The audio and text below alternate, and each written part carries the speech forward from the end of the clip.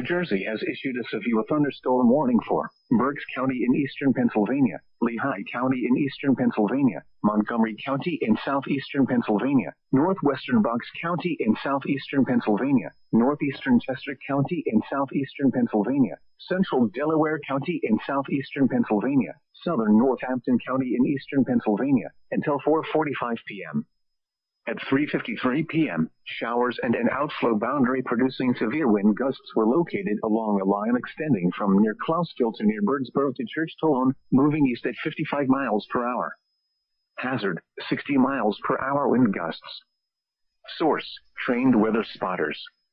At 3:43 p.m., a 62 miles per hour wind gust was measured at the Reading Regional Airport. Several areas of wind damage have been reported across Berks County. Impact, damage to roofs, siding, trees, and power lines is possible.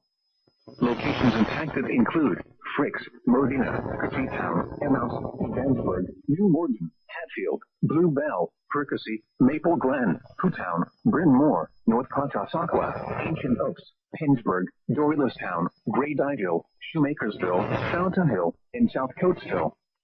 This includes the following highways: Pennsylvania Turnpike between mile markers 296 and 339.